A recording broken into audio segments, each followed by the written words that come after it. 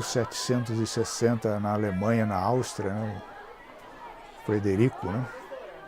É tido assim como a segunda grande revolução educacional. A primeira talvez no Egito Antigo, na época assim da primeira escola ao ar livre que formavam os escribas, né? A segunda vai ser por época mais ou menos 1760 no Estado alemão, Alemanha hoje, que coloca a educação pública. Então aí começa realmente a valorização da escola pública e aí nós estávamos em pleno século das luzes, com as novas ideias, né, de Voltaire, com a enciclopédia do Diderot, d'Alembert, Adam Smith, Locke, uma pleiade assim de grandes pensadores, Rousseau. Então, vamos ter a estruturação da escola moderna e a Alemanha iniciando o papel do Estado na educação. Depois, no século seguinte, nós vamos ter então, no século XIX já, uma preocupação maior do Estado com a educação.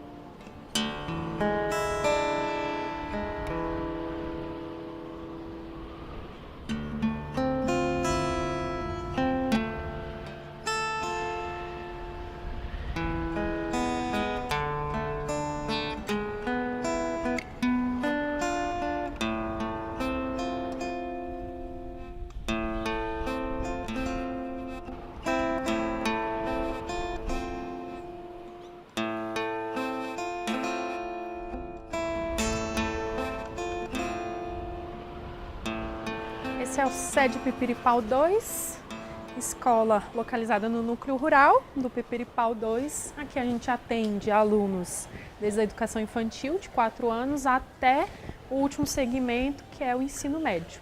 Então, nessas salas aqui de baixo. Pela manhã a gente atende alunos que estão na integralidade, à tarde os pequenos, 4 e 5 anos, ficam aqui. E aqui no nosso pátio interno, a gente tem nossas professoras ali planejando, né? A gente tem vários espaços. Lá a gestão de pessoas no canto, coordenação, secretaria, a cozinha, né? A cantina, a direção ali naquela porta. Nesse corredor aqui a gente tem a sala de aula. De manhã a gente tem anos finais e ensino médio. E à tarde aqui nessa parte funcionam os anos iniciais, que é do 1º ao 5º ano. Não é a mesma sala, compartilhada em horários distintos. Aqui é o nosso quintal. Temos muitas coisas aqui. A horta, o viveiro, esse espaço que a gente está arborizando, tem várias mudinhas ali plantadas e lá em cima a gente tem a quadra. Aquele viveiro ali no fundo são os nossos alunos que mantêm ele, trazem as mudas, né, de casa, das propriedades, e aí a gente tem vários professores que trabalham ali.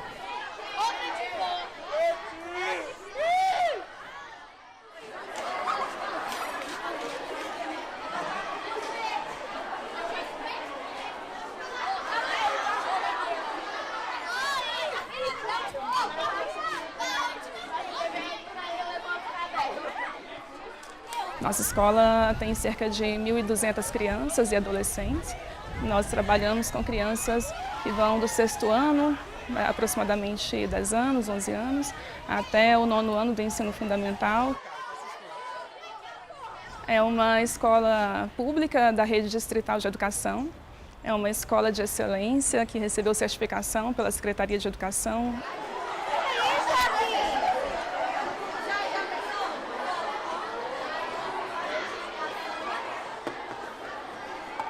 Aqui funciona a sala de aula de artes, de história, de geografia. E então as disciplinas também são separadas assim, né, por blocos, por pavilhões. Então aqui nós temos essa área de humanas e ali depois nós vamos ter a área de linguagens. Aqui nós temos a coordenação disciplinar. A biblioteca é um espaço que está sendo revitalizado. Esse ano nós recebemos 2 bibliotecárias, isso foi muito bom, porque o espaço pôde ser reaberto. Eles puderam então fazer empréstimos de livros, de obras literárias. Eles puderam então ter acesso ao espaço para poder fazer as leituras durante os horários de intervalo, durante os horários de aula. Isso foi muito importante, havia uma cobrança dos alunos muito grande em relação a isso. Uma escola sem biblioteca é uma escola sem o seu próprio coração. Nós vamos ter escolas, por exemplo, que têm laboratórios, que têm várias outras questões, e outras escolas que mal têm carteira, que na hora que chove, os alunos ficam embaixo d'água, que na hora que está fazendo o sol, eles ficam embaixo do calor e da poeira. Como é que eu chamo isso de escola? Como é que eu digo que essa escola pode garantir direito à educação? Como é que eu quero que essa escola tenha bons resultados, inclusive nas avaliações de larga escala? É disso que nós estamos falando e é para isso que nós estamos fechando os olhos. Então, se eu vou pensar essa escola que está nessas condições, eu tenho que pensar uma condição diferenciada para essa escola, inclusive de ação, intervenção, de reforma, de cuidado, de processo de avaliação, porque muitas vezes eu meço com a mesma régua, mas essa régua esconde, por exemplo, que essa escola, nas suas condições, ela conseguiu avançar muito mais do que uma escola que estava lá nas melhores condições e não conseguiu avançar tanto. O Brasil é um país que está muito distante de consagrar o direito à educação, especialmente na educação básica. No ensino superior acaba sendo um resíduo da não realização da educação básica. É um país que tem tido dificuldade de expandir matrículas, especialmente para as populações mais vulneráveis. É isso que falta fazer, essencialmente. E é um país que tem muita dificuldade de garantir um padrão de qualidade. Ou seja, o direito à educação ele se realiza com acesso à educação e com qualidade da educação. A qualidade é determinada pela Constituição Federal, porque a educação, segundo a Constituição, tem que visar o pleno desenvolvimento da pessoa, seu preparo para o exercício da cidadania e sua preparação para o mundo do trabalho. E isso não tem acontecido nas escolas de educação básica, e esse é um desafio que determina um desafio nacional. Tem muita escola pública que eu conheço que adota metodologias bem misturadas, né? Que usam métodos que misturam o Montessori ou então que misturam o tradicional com o construtivismo, quer dizer, é muito variado também nas nossas escolas, sendo que a maioria das escolas públicas brasileiras hoje já adotam sistemas de ensino, elas já desenvolveram currículos, têm materiais de apoio e tudo mais. A Lei de Diretrizes e Bases da Educação Nacional garante essa possibilidade do projeto político-pedagógico. A própria Constituição Federal, no artigo 206, ela tem incisos que defende a perspectiva da liberdade pedagógica. Na realidade, a discussão não é tanto sobre qual método funciona mais ou qual método funciona melhor. É a convicção em torno do projeto político-pedagógico que é essencial. Essa autonomia da escola está submetida à legislação nacional e à legislação estadual, não é uma autonomia absoluta e irrestrita.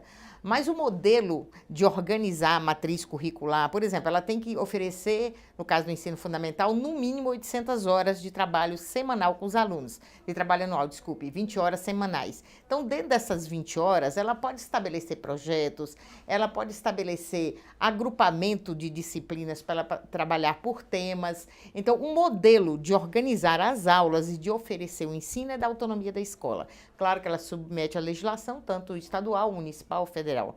Mas ela tem uma liberdade, que é uma liberdade condicionada ao atendimento da legislação, mas que ela pode melhorar o modelo de atender as crianças no aspecto da aprendizagem.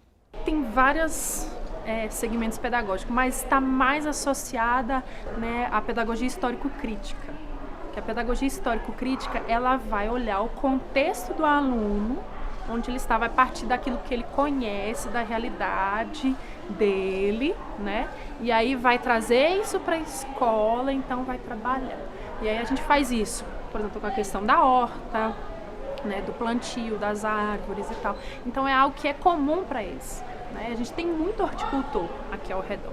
Então, quando a gente trouxe o viveiro, a horta, teve muitos alunos que sabiam mais do que a gente, né? Sobre como fazer uma cova bem feita. Olha, professor, aqui esse abacate não pode receber esse adubo aqui porque queima a raiz, mas para essa cerola serve.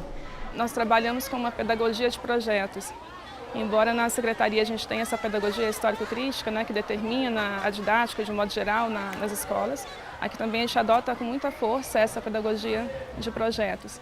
Então, os nossos projetos eles são muito motivadores, os alunos gostam muito de realizar, eles esperam muito pelos dias dos projetos, são geralmente projetos bimestrais, que são realizados por todas as turmas. Então, nós temos 34 turmas e essas turmas são divididas por seus professores, que são os professores conselheiros, e cada professor fica então responsável por cuidar de uma turma e desenvolver o projeto pedagógico com ela.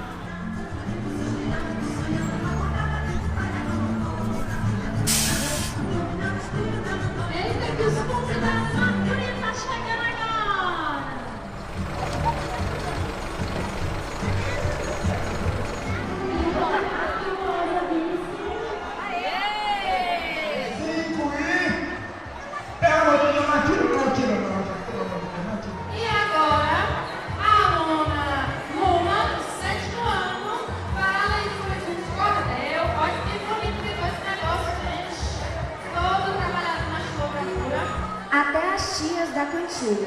Então, a gente trabalha o mesmo tema, a gente gosta de fazer isso, né, no nosso planejamento.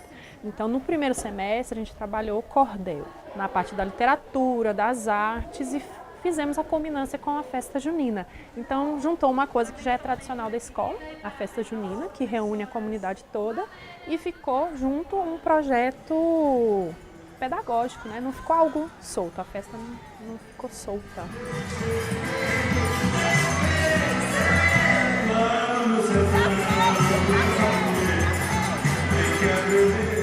Existem muitas unidades que adotam a pedagogia de projetos, assim como nós, também, que fazem os projetos interdisciplinares. E a cada dia mais isso aumenta, a cada dia mais nós retornamos à pedagogia de projetos por perceber que a interdisciplinaridade é fundamental, os alunos conseguem um aprofundamento maior nos conteúdos.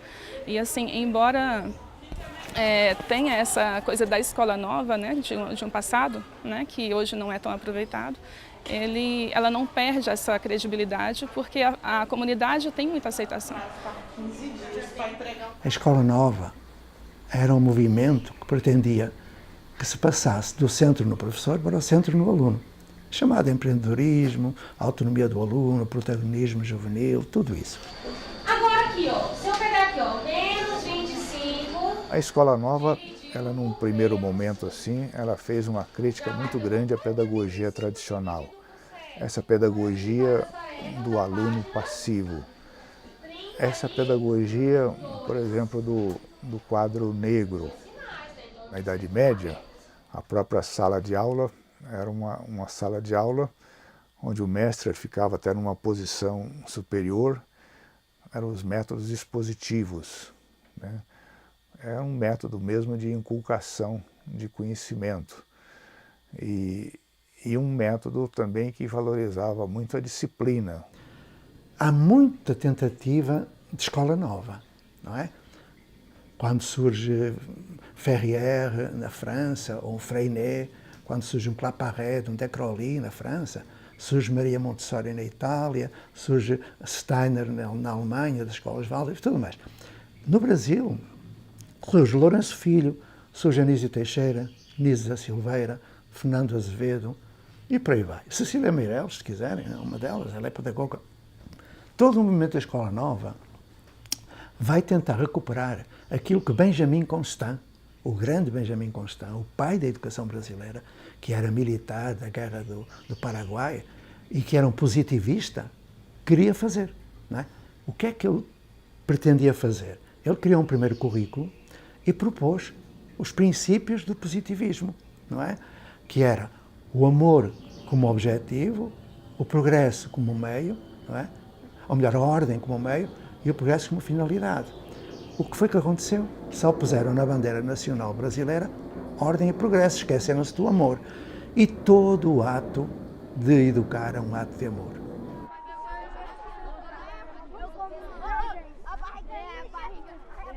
Galera, vocês lembram que nosso projeto tem várias etapas, né? A primeira etapa que nós fizemos foi o quê? O plantio. Todos vocês participaram desse plantio, tá certo? Nós agora estamos na fase da colheita, né? Fase da limpeza, da colheita, não é isso? Então, assim, Primeira coisa, eu gostaria que nós fizéssemos a limpeza nos canteiros, tá certo? Para que a gente possa fazer a nossa colheita. Tudo bem? Então tá, a gente vai começar por esse canteiro aqui. Pode vir aqui uns 5. É um projeto que foi criado inicialmente porque a escola pretende colocar a educação integral para todos, mas estamos iniciando com os 4º e 5º anos, que é para fazer essa transição. Aprendi! Sou inteligente! Nós recebemos muitos alunos que vêm do Nordeste, especialmente, né? Porque as famílias vêm para trabalhar nas fazendas, nos assentamentos. Então aqui é uma região que é cercada por fazendas e assentamentos. Então existe uma sazonalidade. Então tem alunos que a gente recebe no início do ano, eles ficam aqui, mas aí tem família, tem parentes, especialmente na Bahia, que é mais próximo. Aí voltam, né, para a cidade natal de origem. E aí, dali a pouco, a gente recebe o mesmo aluno que estava no ano anterior e volta, né? Então, essa semana nós já recebemos um aluno que estava no passado e já está retornando. Então, acontece um pouco essa rotatividade. Mas os alunos, eles permanecem na escola, né? Então, a evasão escolar na zona rural não se compara ao que a gente tem na cidade. É bem distinto. Você pega nos centros urbanos, você vai ter uma grande conglomeração de pessoas. Então, essas escolas têm uma quantidade maior de estudantes, todas no mesmo espaço, né? Muitas vezes você consegue escolas mais próximas, transporte é muito mais fácil. Então, você tem um maior número, você pode ter um maior número de aluno por professor. A escola do campo não, a escola do campo, ela geralmente tem um número menor de estudantes, e isso vai fazer com que o valor custo-aluno fique maior realmente, né? Das verbas que a gente recebe, nós recebemos algumas modalidades, que é o PEDAF, PDDE, né? Então, isso é um cálculo que é per capita. Então, é pelo número de estudantes. E as escolas, de modo geral, não só nessa distinção escola urbana e escola rural, mas as escolas, de um modo geral, elas têm distinções até pelo número de modalidades que atendem, né? Então, às vezes eu tenho uma escola que é grande, tem um número maior de alunos, mas é um segmento só, né? Aqui, por exemplo, a gente tem 4 segmentos: educação infantil, anos iniciais, anos finais, ensino médio, mais a integralidade, mais os projetos específicos da zona rural, né? Então, uma escola urbana não tem uma horta para manter, não tem esse espaço tão grande para poder estar dando a manutenção. Talvez a comunidade não seja tão carente. Então, é necessário sim ter um olhar diferenciado. Cada escola tem nuances diferentes. E a escola do campo tem essa questão de atender a comunidade. A escola não é só o lugar onde o aluno vai lá para receber um conteúdo previsto no currículo, né? Ele tem uma integração maior com a vida, com o dia a dia. Aqui é o lugar de suporte dele de modo bem amplo, né? Social, econômico, psicológico, né? Educacional. Então, eu acredito sim que o olhar precisa ser diferenciado, e em verba especialmente. A principal ferramenta de financiamento hoje é o Fundeb. É o Fundeb que garante que municípios do interior vão ter algum tipo de recurso para financiar a educação. No entanto, é muito pouco transparente, ou seja, você não consegue, numa base de dados unificada, descobrir quanto que foi gasto com cada coisa em cada município do Brasil. Então fica muito difícil de você fazer qualquer tipo de comparação, qualquer tipo de análise de política pública. Isso já é, em si, muito complicado. Agora, talvez o problema maior que nós temos no Fundeb, e no financiamento como um todo, é que a gente não consegue correlacionar financiamento com qualidade. O custo-aluno é fundamental nessa avaliação, principalmente no repasse de escola. Agora, para que esse recurso venha a ser realmente bem aplicado e ter resolutividade, eu entendo que essa coparticipação na discussão da aplicação dos recursos é de fundamental importância. Na nossa experiência, também no município de Florianópolis, o que nós fizemos? Tinha os recursos repassados diretamente para a escola, para aquelas atribuições do dia a dia do gestor escolar, E aqueles recursos que não eram utilizados na manutenção do dia a dia da escola, ele não retornava à Secretaria de Educação. O conselho escolar, aí eu volto a lembrar da importância desse conselho, definia como reaplicar aqueles recursos que tinham que, por uma boa gestão, sobrado, né, exatamente pela eficiência da gestão, ele pôde ser redirecionado para alguns complementos mais importantes para essa escola no dia a dia. Quando o dinheiro chega, quando vem as verbas do PEDAF, do Fundeb, a escola já está cheia de dívidas. Então, onde você vai investir o dinheiro, você vai pagar as dívidas. Você não sobra dinheiro para a realização dos projetos. Nós temos desenvolvido projetos no Polivalente com base na garra do professor, porque nós não recebemos recursos. Nós não recebemos uma cartolina, nós recebemos uma fita para pregar a cartolina na parede. Tem uma crise de aprendizagem na escola pública, essa crise está relacionada a um conjunto de fatores, não existe um só fator que isoladamente consiga explicar. Entre os fatores mais importantes está a formação de professores, né? E também a valorização da carreira, né? Porque os professores brasileiros precisam ter uma carreira melhor, uma carreira mais estimulante e também uma remuneração mais atraente para que eles possam permanecer na carreira e continuar se dedicando à profissão deles. As grandes ideias pedagógicas assim ao longo da história, vem desde o Sócrates até as mais atuais, né? Elas sempre surgiram diante de crises que existiam no mundo. Esse é um dado assim importante.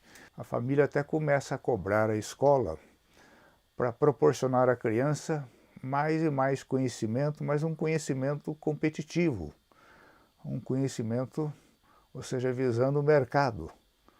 Você não pode proporcionar uma educação apenas numa direção assim, unidimensional. Você tem que proporcionar uma educação mais total, uma educação integral, uma educação que visa o desenvolvimento assim, dos talentos do ser humano, nas suas várias vertentes, né, em toda a sua potencialidade. Uma educação voltada para aquela grande concepção assim, de educação, muito adotada pela Unesco, né, que reconhece a educação como o maior bem comum da humanidade. As pessoas do mundo pra si.